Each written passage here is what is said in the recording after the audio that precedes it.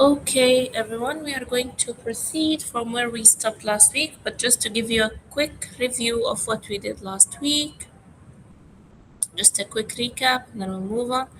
Last week, we had an introduction to signals. We learned about the different classifications of signals, how we can differentiate them, how we can measure them, whether by energy or power. We also discussed the concept of complex. We also discussed, common signals that we will use. For example, the unit step, the unit impulse. We explained the concept of a sinusoidal signal. And then we did a quick mathematical recap on complex numbers. So this is where we stopped last week. Now today, I'm going to build on what we've studied last week. So we're going to now explain why we need to learn about complex numbers in a circuit analysis module. We have something called impedance.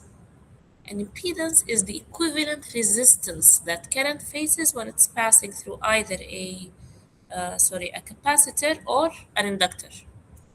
So before we start, I just want to ask you a quick question. What is the resistance? So the amount to resist the flow of current The resistance of flow of current. And how do we measure it? by meter, Ohmmeter, yes, but meter, what does it represent? Think Ohm's law. What is resistance? volt over current. It's a relationship between voltage and current. And when we have a regular, simple resistor, this relationship is linear. We have a resistor R, then V is equal to R times I, right? And this is a linear relationship. Now, when we think of an inductor, the relationship is not linear between voltage and current. The resistance that the current faces in an inductor is not as a resistor. It's not linear. It's actually governed by this equation. The voltage is equal to the inductance times the derivative of current. So it's time dependent, and the relationship between voltage and current is a differential equation. Similarly, in a capacitor, the relationship between voltage and current is also not linear. It's in fact an integral equation. V is equal to 1 over C times the integral of current. Meaning that the impedance is basically the resistance faced by current when the element is either an inductor or a capacitor. And this resistance is not linear. It's not a constant value. It's time dependent. It varies with time. Last week, when we were discussing sinusoidal signals, we said that time period and frequency gives you the same information. So the resistance here in an inductor and in a capacitor are dependent on frequency or on time. How do we calculate them? Using the differential equation. Now, mathematically, this will be complex. If you have to analyze a circuit with capacitors and inductors, and then you have to deal with differential and integral equations, analysis becomes complex. So what do? We replace this resistance by a frequency dependent value. So instead of saying that V is equal to L di over dt, we'll say that, well, V is equal to ZL times I. Now it looks like a linear relationship, but ZL here is not L. ZL is a frequency dependent value, where ZL is equal to J times XL. And ZC is equal to 1 over J times XC.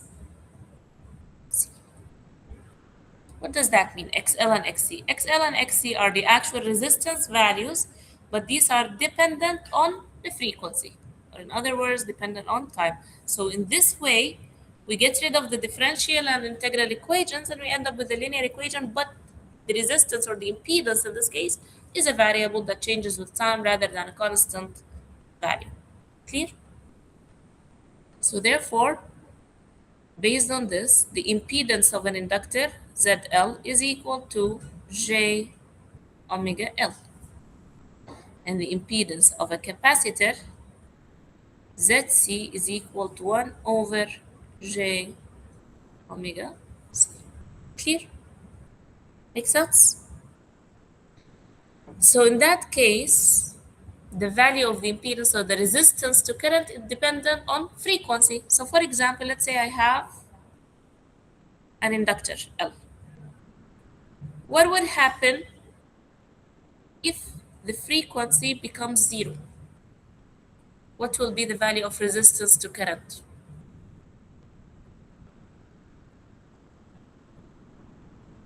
If omega, which is your frequency, equals 0, what is the value of ZL? Which means that when the frequency is 0 or when we have a DC voltage, this behaves as a 0 ohm, a straight line, right? Or a closed circuit. Make sense? On the other hand, what if we had an inductor, a capacitor? What would be the impedance of a capacitor when omega is equal to 0?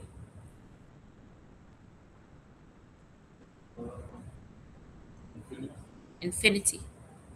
Which means the current will face infinite resistance, meaning this is going to behave as an open circuit.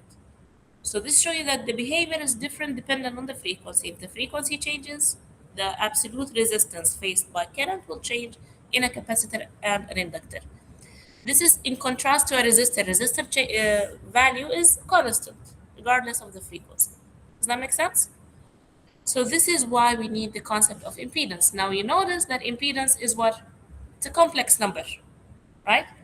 So if I'm to analyze a circuit that has impedances, I have to use complex algebra.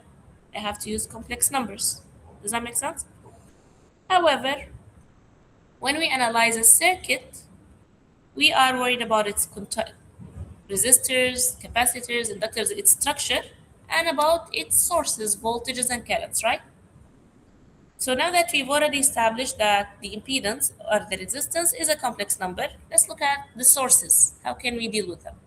So usually, the most common type of function that you'll have will be the sinusoidal function, cosine or sine. And last week, when we were discussing sinusoidal functions, we said that there are three main quantities that differentiate any sinusoid from the other. These are the peak value, the frequency value, and the phase shift, right? So these are the three main things.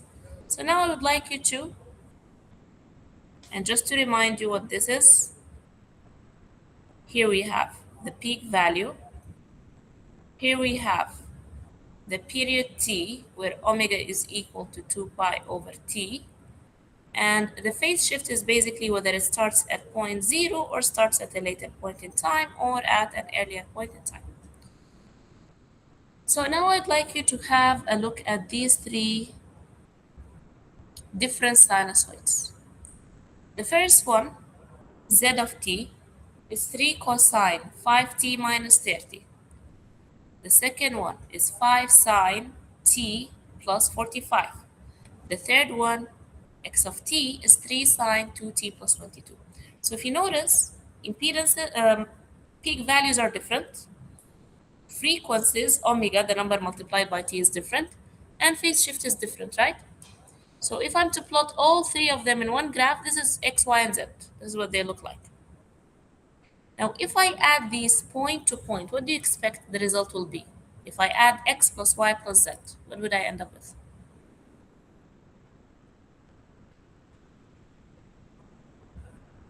This is what we get.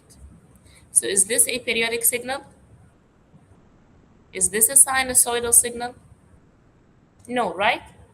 It's not sinusoidal. It becomes somewhat random. When we add multiple sinusoids with multiple frequencies, they become random. Now, in contrast, if this was the values for x, y, and z. So if you notice, what do you notice? The common thing between this new x, y, and z functions. Omega is constant, right? 3t, 3t, 3t in all of them. If you add three signals, even though the amplitudes are different, the phase shifts are different, but the operating frequency is the same. So when you add three or multiple signals with the exact same operating frequency, you'll end up with a full periodic sinusoidal function which will operate on the exact same operating frequency of the three main functions. This type of systems or circuits where they have this type of signals, where all the signals are operating on the exact same frequency, is called a linear circuit. So there are special types of circuit where all the elements, all the voltage sources, all the impedances are operating at the same frequency. We call these linear circuits. From this point onwards in this module, we're only going to focus on linear circuits. Are we clear? So now that we've established that voltages and currents are sinusoids and we are going to deal with linear circuits, let's see how we can simplify them for mathematical purposes. Now we said that there are three main values that differentiates sinusoids: amplitude, frequency, phase shift, right? However, if the circuit is linear, this means that omega is what?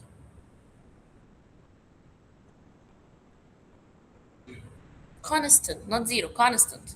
It's the same value. Similar to here, it will be 3. For any element, for any value, for any component, omega is equal to 3. So if omega is constant, it's not changing, it doesn't become a differentiating factor between two signals, right? Because both of them will have the same omega. The only changes is the amplitude and phase shift, A and phi. These are the only two things that now differentiates signals within the same linear circuit, right? So to simplify that, since the only information that we need is the magnitude and the phase shift, rather than representing your input voltage or current as a sinusoidal signal, we represent it with what we call a phasor. So if, for example, V of t was equal to A cosine omega t plus phase shift, we can say that the phasor of V is equal to A e power j phi. So basically, I took only the two variables, the two deciding factors, A and phi, and I've used them in a phasor, which is a complex number in its exponential form, right? So now since all the elements, the resistors, the capacitors, the inductors, can be represented by a complex number, and all the voltages and current can also be represented by a complex number, circuit analysis becomes simple because you treat every circuit as if it's a purely resistive circuit. You don't have to worry about the differential or the integral representation of the impedance. Let's take a quick example. So here we have this RLC circuit. It's a simple series circuit with a resistor, inductor, and a capacitor, and a voltage source. You're given the value of voltage source V of t as a function of time, and you're given the values of R, L, and C. The question is, what is the current in the circuit? So all you have to do is calculate the value of the current, I. So what would current be equal to? If this was a purely resistive circuit with 3 resistances, how would you calculate current? Assume that, come again, find the impedance. So you have ZR, ZL, ZC, right? Simply applying Ohm's law, we know that the current I is equal to the voltage V divided by the resistance R, right? However, because here we have an impedance, not a resistance, all you have to do is just replace R with Z. Are we following? Yeah? What is Z equal to? Z is the total impedance of the circuit. It's equal to ZR plus ZL plus ZC because they are connected in series. So we add them. ZR is equal to R. ZR is equal to R, which is 100 ohm. Let's write it here. ZR is equal to 100 ohm.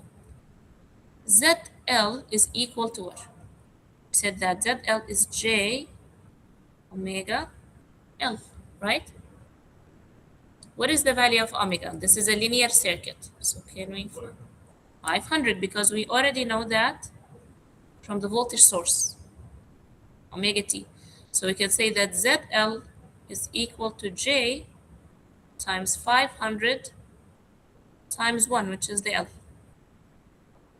And then ZC is equal to 1 over J omega C, which is equal to 1 over J. 500 times, what is the value of C? 5 what? 5. Micro. 5 micro. So 5 times 10 power minus 6. Keep Okay. mind of these prefixes, micro, nano, femto. Always replace them with their numerical values, which is equal to minus J 400. Up till this point, are we good? Yeah? So now we have ZL, ZC, ZR. So that means that Z total is equal to 100 plus J times 500 minus J times 400, which is equal to 100 plus 100 J. So this is Z. This is equation 1. We want to solve for what? What is the missing value we need to calculate current now? V. We already have Z. Now we want V. However, we have V as a sinusoidal function. It's not easy or it's not direct to divide sinusoidal function by a complex number. So what we will do is we're going to replace this time signal by its phasor representative. So instead of V of t, I'm going to find the phasor of V source, which is equal to what? We said the phasor depends only on the magnitude and phase shift. The magnitude is 100 from here. And the phase shift is what? 0. 0. So E, J, 0, which is equal to 100. So this is equation number 3. Now all I have to do is substitute 3 and 2 in 1, right? Now there are two ways to go about this. You can either say that I is equal to 100 divided by 100 plus J 100. And then if you need that as a number, you have to use complex algebra. So when you're dividing by a complex number, you have to multiply by its complex conjugate, which is 100 minus J 100 divided by 100 minus J 100, which will be equal to 10 power 4, which is 100 by 100, minus J 10 power 4, which is this, divided by 100 squared plus 100 squared. Do you remember that from complex algebra? Roughly? This is one way to do it, and then we have to further simplify. The other way, which I find more effective and efficient, is rather than directly substituting, let's first convert Z. Z now is a complex number in its rectangular format. So let's convert it into its exponential format. So we can say that Z is equal to square root 100 squared plus 100 squared. So this is the magnitude of Z, which is equal to 141. And the angle or the theta of Z is equal to tan inverse 100 over 100, which is equal to 45 degrees. Therefore, Z can be represented by the exponential form 141 e power j 45.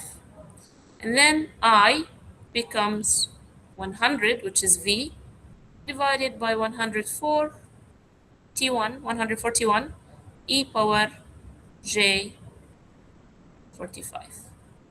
Now it becomes simpler to divide when they are in their exponential form. Does that make sense? In the back of it, which part are we So up till this point, until we got the complex number in its exponential form, is it clear? So all I did is this is 3, or sorry, this is 2, and I skipped the phase. Let me just write it here. And we already established that V of S is equal to 100 e or J0, right? And I is equal to V over Z, which is equal to 100 divided by 141 e power J 45. Okay? And this is equal to what? 100 divided by 141 is 0.7 e power J negative 45. Clear? Makes sense now? So this is the current. What if I want I of t, current as a function of time? What would it be? You already have the amplitude. We already have the phase shift, right? And we already know the omega from the question. So it becomes 0.7 cosine 500t minus 45. Make sense? So this is the whole purpose of using phasors and using impedances to simplify Miss, of the circuit. Yes? about the what you call it, that Z linear. What's the formula for doing this? Square root and 100 squared plus 100 squared. This is a simple complex number. So this is z, right? Yeah. Here. Yes. Z is a complex number in its rectangular form, right? Yeah. And we did a quick recap last week that if you know the number Mm-hmm.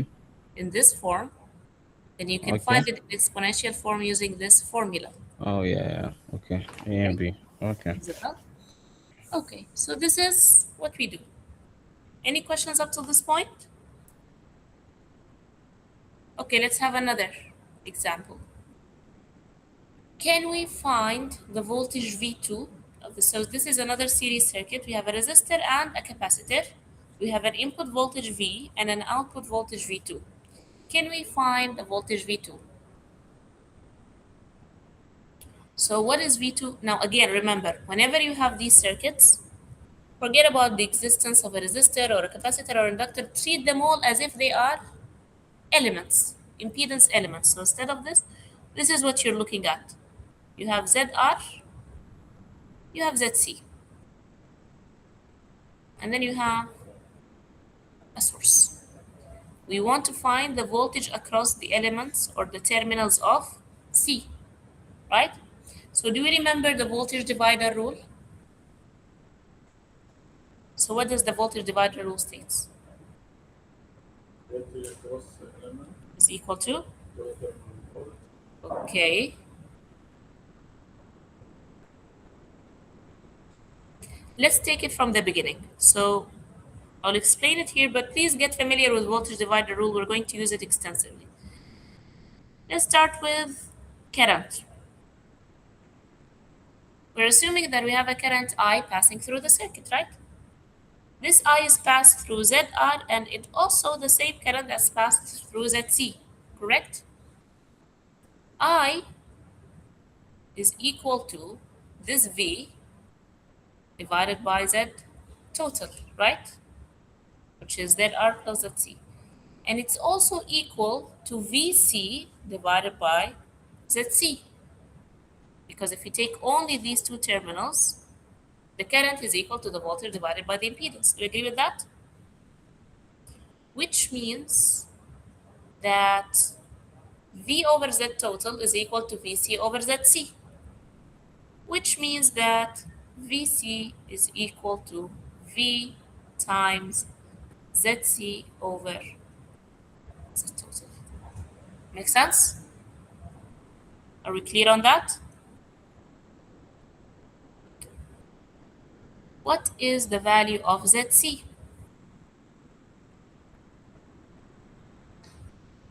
We said ZC is equal to 1 over J omega C.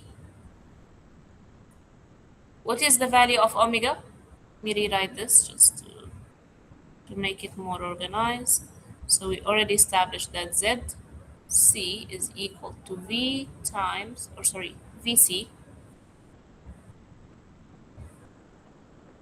is equal to V times ZC over Z total. ZC is equal to 1 over J omega C. Do you know the value of C? On micro. Do we know the value of omega? 10 power 3. So ZC is equal to 1 over J 10 power 3 times 10 power minus 6. So therefore ZC is equal to minus J times 0.4. Okay? So this is 1 over 10 power minus 3. No, not minus 4. Hold on. Let me double check my calculation. Minus J 10 power minus 3. Sorry.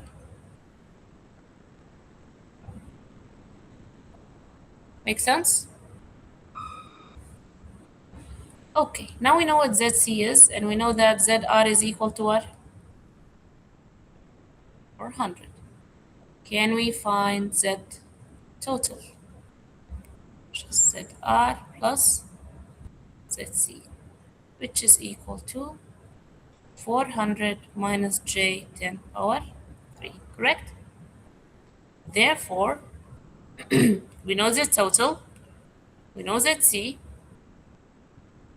Can we rewrite Z total as a phasor or as an exponential? Because we are going to substitute everything here in this equation. So when you have complex numbers, multiplication and division, it's easier to deal with them in their exponential form. So instead of a plus jp, we want it to be a e power j theta. So what I will do is I will convert this to an exponential form. So the magnitude of Z total is equal to the square root of 400 squared plus 10 power 3 squared, which is equal to what? Can someone give me that?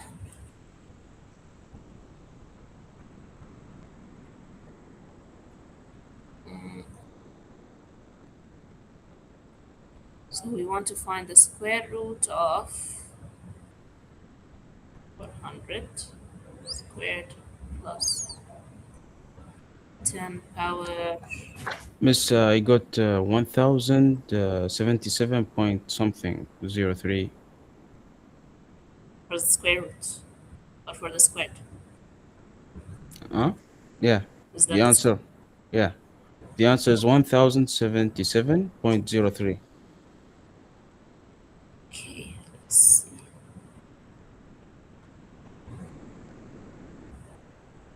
One, sorry, 1077.03. Yeah. And let's find now the Z theta, or sorry, theta Z total. Rewrite it. What is the angle of this impedance, which is tan inverse negative 10 power 3 over 400? Hmm? In degrees. Can you give me the value in degrees?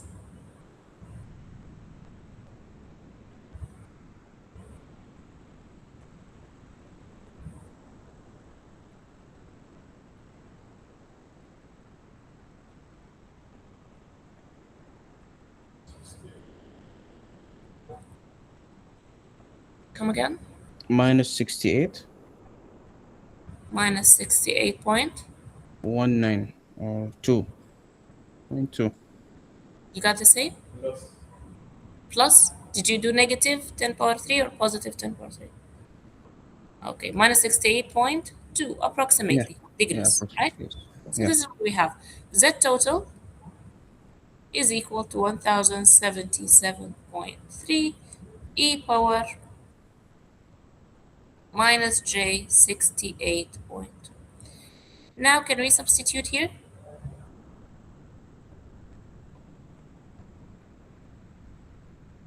Let me get an extra slide for that.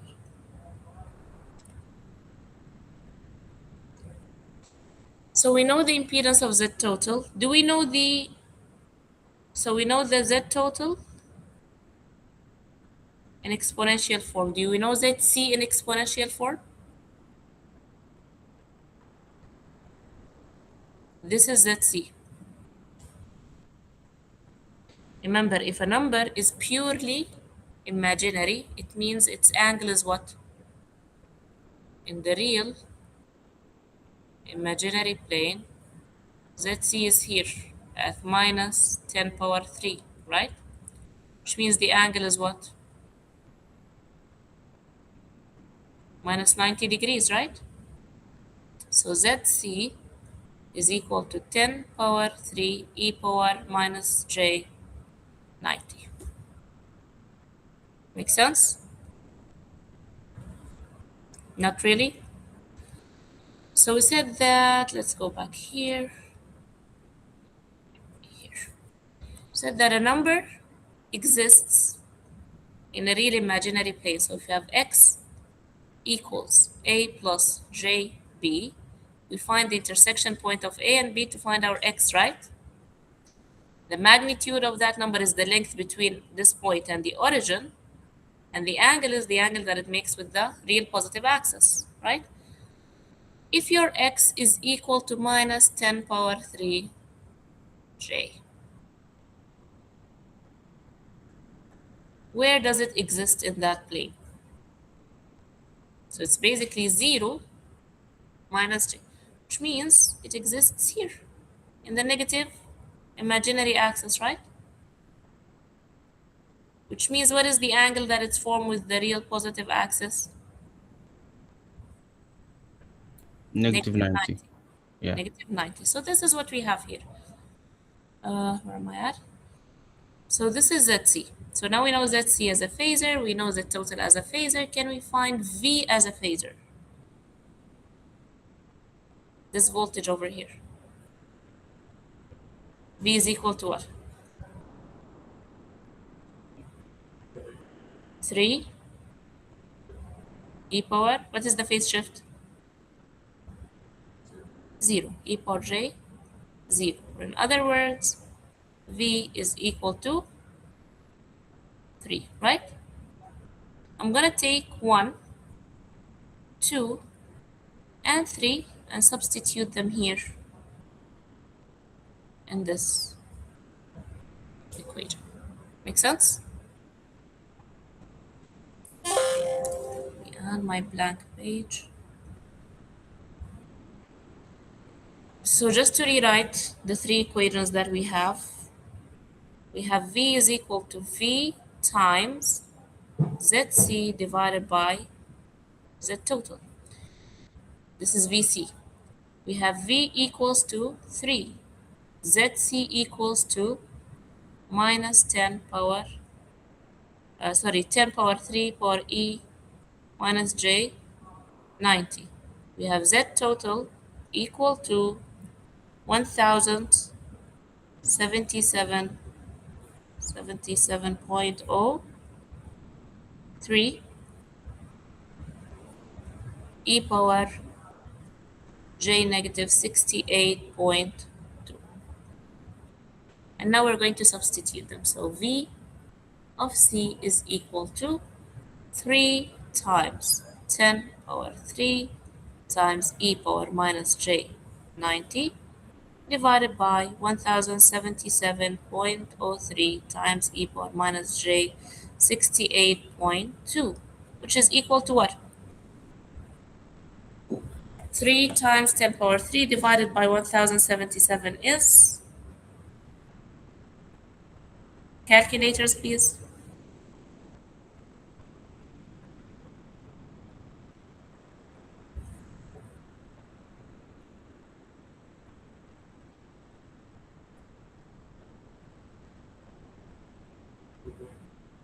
2.78, and the exponential becomes what? We have minus j 90 plus j 68, right?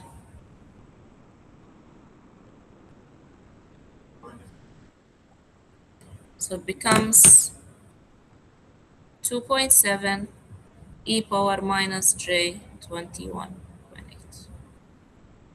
Make sense? Is it clear? So just to recap what we have been doing, we wanted to find the value of V out, so we use voltage divider rule. This is the rule. The V is equal to V input times the impedance ZC divided by the total impedance. And then what we had to do is find the phasor of V, find the phasor of VC using the impedance of the capacitor, 1 over j omega C, and then find the total impedance by adding the resistance plus the capacitance in the impedance and simplify them. Does that make sense? So if I want to write this as VC of t, what would it look like? The magnitude is 2.7. Cosine omega is equal to 10 power 3 t. Phase shift is negative 21.8. Make sense? Any questions so far? So this is one way to do it, and this is another way to do it. This is if you try to divide them once, but you'll end up with the exact same answer. Now, one thing I'd like you to keep an eye on is, hold on, if you look at this ratio, so we said VC is equal to V times ZC over Z total.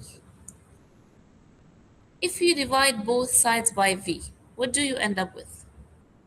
You end up with VC over V is equal to ZC over Z total, right? VC is your output voltage and V is your input voltage. So this is basically V out over Vn is equal to Zc over Zt, right? This ratio over here is your transfer function. This is basically the relationship between the output and the input. Regardless of what is your output, the ratio of Zc to Z total is your gain. Does that make sense? So we call this ratio over here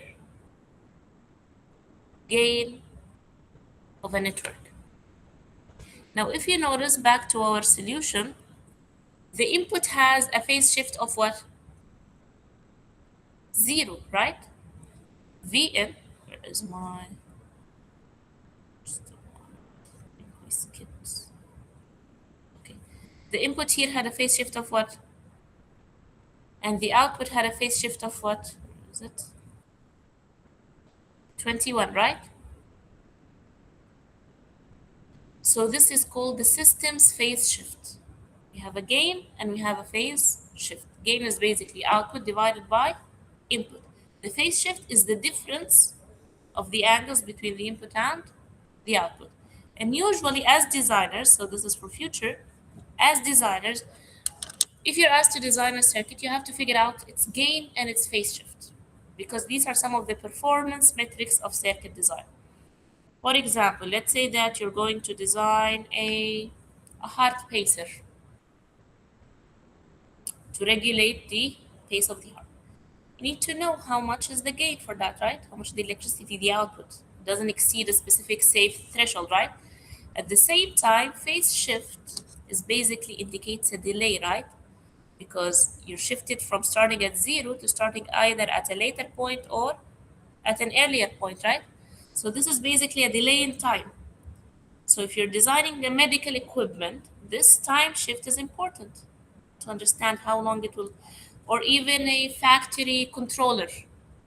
What is the time shift between input and then output produced? So gain and phase shift is the first performance metric you evaluate when you're designing a system. I'm saying this because in your coursework, you'll be tasked to design a circuit. So please keep in mind that the gain and the phase shift are part of your performance metrics. Is it clear? So any questions so far? So generally, gain of a network or a circuit is always its output divided by its input. Now it depends on how you design it. The output could be a voltage, could be a current. Your input could be a voltage or a current. So it's either V out over V in, or I out over V in, or I out over I in. It depends based on your design.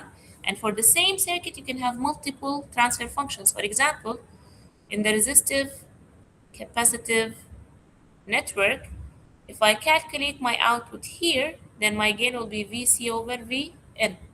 If you calculate your output here, then your gain could be VR over Vn. It depends on how you design it, whereas the output is considered. Or you could also design it so that your output is the current, so it becomes I over Vn. So we call that the gain. And the phase shift of the network is the difference between the angle of the input function and the angle of the output function. So with that, do you have any further questions? Is it clear to everyone?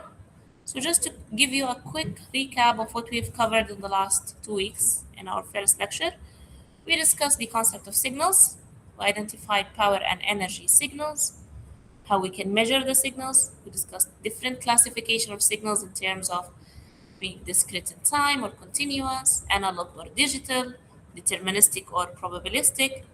We also talked about the common functions that we use in circuits, like the unit step, the unit impulse, the sinusoid function, and so on. And we discussed the concept of phasors and impedance and how we can use phasors and impedance to analyze circuits. So today I gave you simple 2 examples. Expect your exam questions to be, so this would be part 1 of the exam question. Find the voltage, find the gain. And as we proceed further, it will include more questions to the problem. So with that, do we have any question? Any concern? Okay, everyone. So for further reading, if you're interested, I will share with you the soft copy of the references, but this textbook is also available in the library. What we've covered in this lecture is available in chapter 1 of Lathy's Signal Processing and Linear Systems. Okay? All good, everyone? Online, do you have a question?